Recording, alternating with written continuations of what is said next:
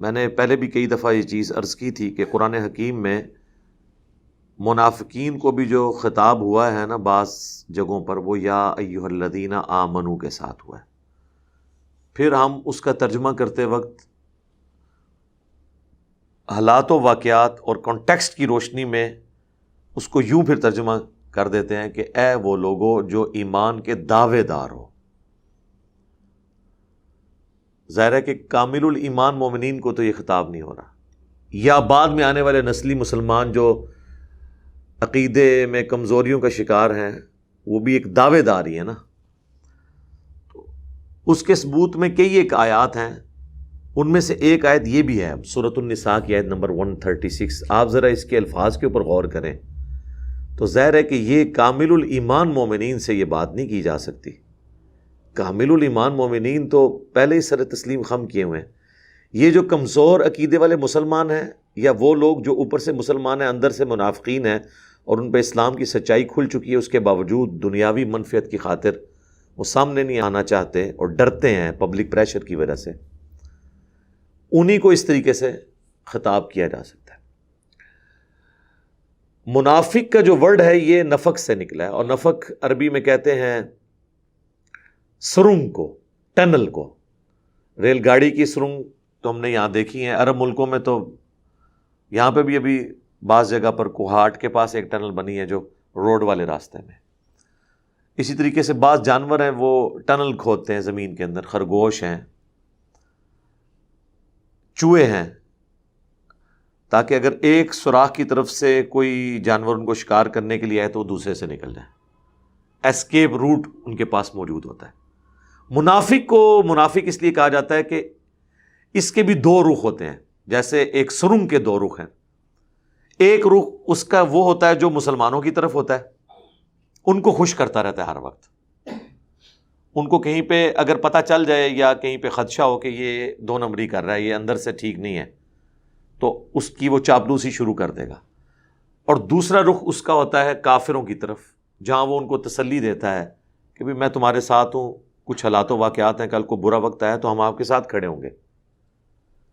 اور جب ان پہ برا وقت آتا ہے ان کے ساتھ کھڑے نہیں ہوتے، اور جب مسلمانوں پہ برا وقت آتا ہے وہ ان کے ساتھ کھڑے نہیں ہوتے. منافق بیسیکلی دنیا دار ہوتا ہے، بٹر فیکٹس آف لائف، جو تلخ حقائق ہیں زندگی کے، ان کو وہ فیس نہیں کر سکتا. جو تلخ حقائق کو فیس کر سکے وہ یا کافر ہوتا ہے یا مسلمان ہوتا ہے. اس لیے آپ دیکھ لیں ابو جہل نے اپنے باطل عقیدے کے لیے گردن کٹا دی، عبداللہ ابن ابی اس کے لیے تیار نہیں ہوا کیونکہ وہ منافق تھا، وہ کافر تھا. اسی طریقے سے مسلمانوں میں تو کئی صحابہ ہیں جنہوں نے اپنی جان لوٹائی ہے اللہ کی راہ کے اندر. تو اس لیے منافق جو ہیں اللہ کے نزدیک کافروں سے بھی بدتر ہے. کافر پھر بھی کسی بنیاد پہ کھڑا ہے، غلط نظریے پہ ہی صحیح، لیکن ایک جگہ کھڑا تو ہے نا. اور کافر مسلمانوں کے لیے زیادہ خطرناک نہیں ہوتا. کیوں؟ اس لیے کہ اس کا کفر عیاں ہے. منافق اس لیے ہمارے لیے نقصان دہ ہوتا ہے، اہل ایمان کے لیے، مسلمانوں کے لیے، کہ وہ اوپر سے مسلمان ہے، لوگ اسے مسلمانوں کی طرح ٹریٹ کر رہے ہیں اور اندر سے وہ جڑیں کاٹ رہے ہیں. آج کی ڈیٹ میں ہم کسی کو منافق کہہ نہیں سکتے. آج کی ڈیٹ میں اگر کوئی شخص کمزوری ایمان کا شکار ہے، اس کی حرکتیں میں نظر آئی ہیں، ہم زیادہ سے زیادہ اسے یہ کہہ سکتے ہیں کہ یہ کمزور عقیدے والا مسلمان ہے. کیوں؟ وہی کا سلسلہ ختم ہو چکا ہے. دل کی کیفیت تو اللہ ہی بتا سکتا ہے نا. دیکھنے میں تو دونوں چیزیں ایک جیسی نظر آ رہی ہیں آپ کو، ایک کمزور عقیدے والا مسلمان اور دوسری طرف منافق. اس کی بھی حرکتیں وہی ہیں، اس کی بھی حرکتیں وہی ہیں. اب یہ کون ڈیسائیڈ کرے گا کہ یہ دنیا داری کی وجہ سے کر رہا ہے یا واقعی اندر سے یہ اسلام کا دشمن ہے؟ وہی کے بغیر تو آپ اس کو ڈیفائن کر ہی نہیں سکتے. بخاری اور مسلم دونوں میں حدیث ہے کہ منافق کی 4 نشانیاں ہیں. نمبر 1، بات کرے گا تو جھوٹ بولے گا. نمبر 2، عہد کرے گا تو وعدہ خلافی کرے گا. نمبر 3، امانت رکھی جائے گی تو خیانت کر دے گا. اور نمبر 4، جب کبھی معاملہ ہوگا، جھگڑا ہوگا تو وہ گالی گلوچ کے اوپر اتر آئے گا. اب مجھے بتائیں ان 4 میں سے کون سی ایسی نشانی ہے کوئی ایک نشانی جو کوئی مسلمان دنیا میں دعویٰ کر سکے کہ میرے ساتھ ایسا نہیں ہوا، الا ماشاء اللہ. اور نبی علیہ السلام فرمایا جس میں چاروں پائی جائیں وہ پکا منافق، جس میں ایک پائی جائے وہ منافقت کے اوپر ایک شاخ کے اوپر تو ہے.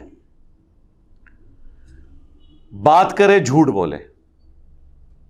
جھوٹ اس وقت دنیا میں کس قوم کا ترہ امتیاز بنا ہوا ہے؟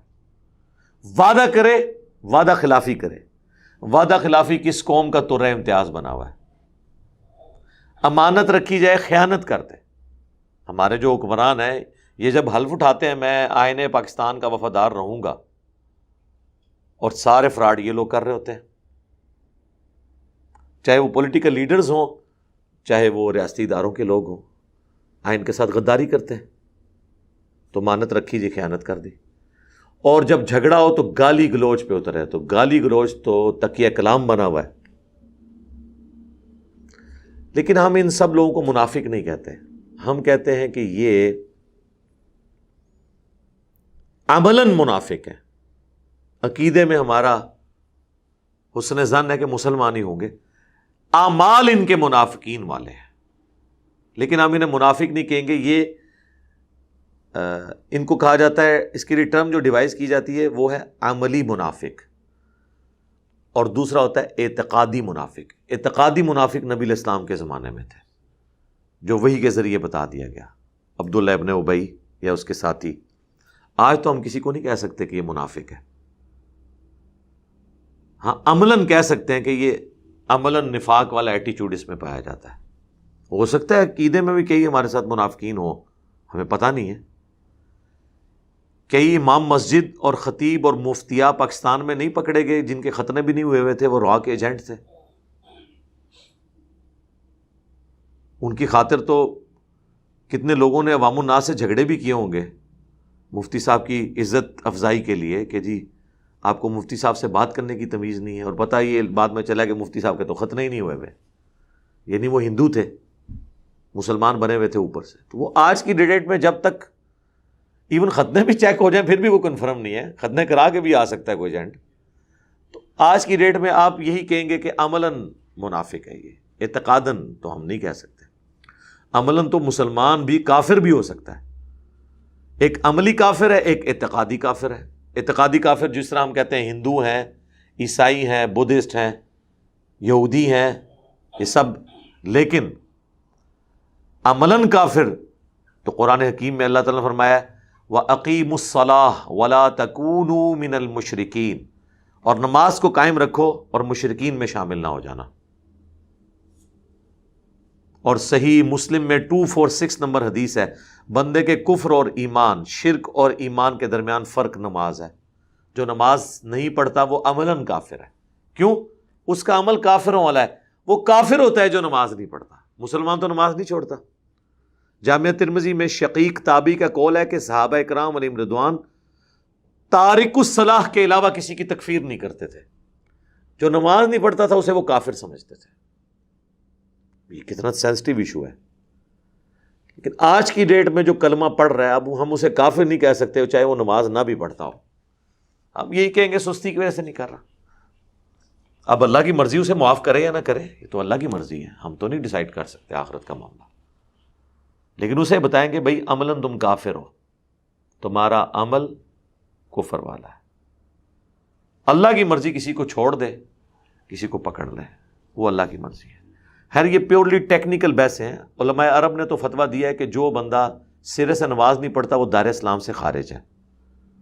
اس کا جنازہ بھی نہیں پڑھا جائے گا، اس کو کوئی مسلمان بچی بھی نہیں دے سکتا. وہ جسٹ لائک ایتھیسٹ ہندو اور بدھسٹ ٹریٹ ہوگا. علماء عرب کا یہ فتویٰ ہے. آلموسٹ یہی فتویٰ امام شافعی، امام احمد بن حنبل کا ہے. اس میں سب سے لینیئنٹ ویو امام حنیفہ کا ہے. وہ کہتے ہیں ایسا شخص قید کر دیا جائے جب تک کہ وہ دوبارہ نماز شروع نہ کر لے، ادروائز اس شخص کو آزاد گھومنے کی اجازت نہیں ہے. علماء عرب میں سے شیخ البانی ایک ایسی پرسنالٹی ہیں جنہوں نے اس معاملے میں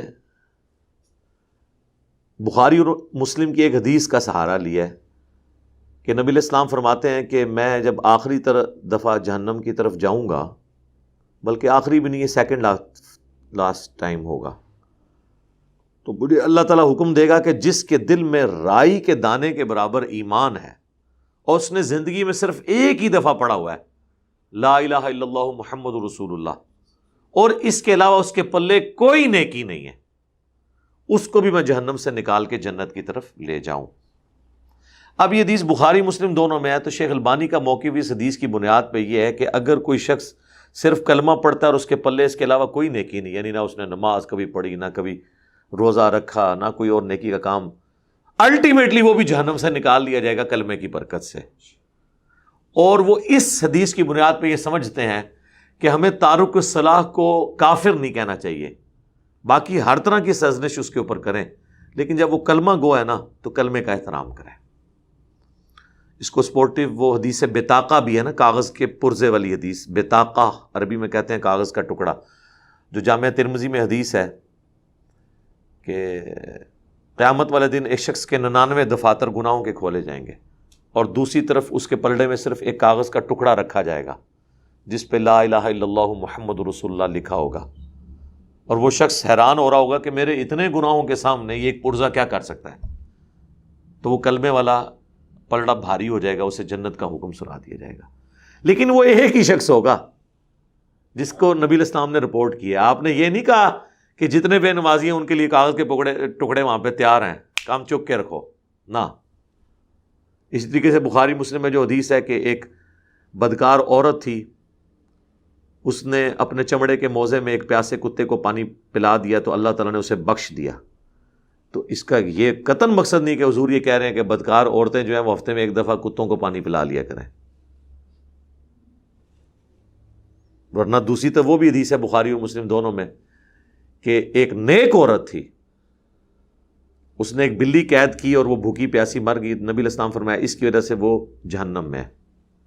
دوسری طرف حقوق العباد بھی نہیں بلکہ جانوروں کے حقوق کے معاملے میں بھی اللہ تعالیٰ گرفت کر سکتا ہے، لہذا اس معاملے کو ہلکا نہیں جاننا چاہیے۔ ہم آخری درجے تک کوشش کرتے ہیں کسی کی تکفیر نہ کریں، لیکن اگر دنیاوی منفعت کو دیکھا جائے تو کوئی شخص بھی اگر اس کو یہ پتہ چل جائے کہ جو یہ نہیں کرتا وہ غدار وطن ڈکلیئر ہوگا اور ایک ہفتے کے اندر پھانسی لگ جائے گا، تو آپ دیکھیں یہ سارے لوگ نماز شروع کر دیں گے۔ وہ کہیں گے جی یہ تو ڈیفینیشن جب ہوگی محب الوطنی کی، حب الوطنی کی، ادروائز پھانسی چڑھ جانا ہے جس نے نماز نہ شروع کی، تو اس کا مطلب یہی لے رہے ہوں گے۔ البتہ صحیح مسلم کی جو حدیث ہے نا 246 کہ بندے کے کفر اور ایمان، شرک اور اسلام کے درمیان فرق نماز ہے، اس کا مطلب وہ یہ نہیں لیں گے۔ جہاں دنیا کی منفعت جڑی ہوتی ہے وہاں پہ ہم پھر اس قسم کے مطالب لینا شروع کر دیتے ہیں۔ تو اب یہ میں نے ساری باتیں اس لیے کی، میں نے ظاہر ہے کہ ایک جو بھی گفتگو اس وقت اللہ تعالیٰ شرح صدر مجھے کرتا ہے میں وہ گفتگو کر دیتا ہوں، تاکہ ہماری یہ قرآن کلاسز کی ریکارڈنگ کے اندر وہ سب کچھ جو میں نے اتنے سالوں کی محنت سے حاصل کیا ہے، ٹیکنیکل بحث ہیں اور وہ ساری چیزیں جو قرآن سے جڑی ہوئی ہیں، وہ آپ تک پہنچ جائیں۔